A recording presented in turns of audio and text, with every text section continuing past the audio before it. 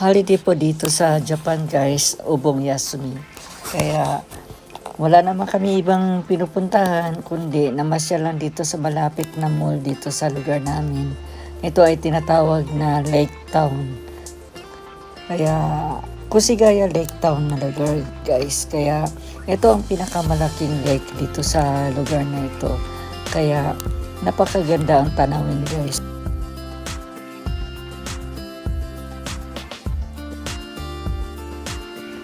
Pwede kang maglakad-lakad, papunta doon sa dulo, tapos babalik na naman. Iikot tayo dito sa tabi guys ng Lake Town. Ito yung mga coffee shop, yung mga tao nandito lang sa likod. Ayan, kasi medyo madilim na guys, kaya ayun yung mga tao dyan, papunta pa lang doon na manunood sa river.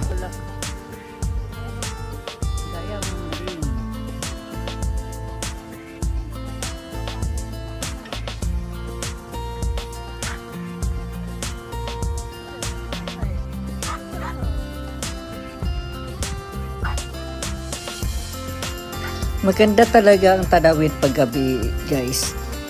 Ayan o. Nandito na tayo sa dulo, guys. Yan yung bagong bukas na puro mga tinda pagkain. Kasi yung iba gusto nila na bibili na lang sa tabi. Tapos at the same time nanonood doon sa kasi very fresh kasi ang ang hangin dyan guys. Kaya lalo na sa gabi wala nang init. Kaya marami talagang nag-iikot dyan guys. Sa Lake Town. Yan ang lake. Maririnig mo guys, may mga tugtog dyan. Siyempre habang mga tao ay naglalakad, siyempre kailangan din may music para ganado naman sila. Napakaganda guys. Yan, may nakikita nga kami mga Pilipina rin. Ayan sila. Bye-bye. Kaya naka-chat din namin. Ayun. Ang bait din nila guys. Video. Ayan si Ivy. Yung isa friendly masyado. Ayan. Nag-work din sila. Holiday din nila siyempre. Kaya, ayan. Dito sa Lake Town.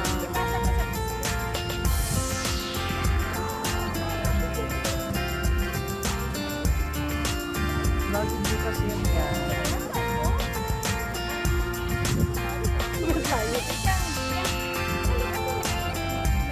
Go! Ano ka?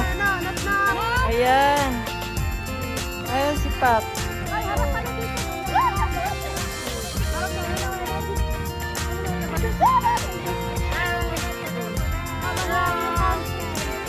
New friends.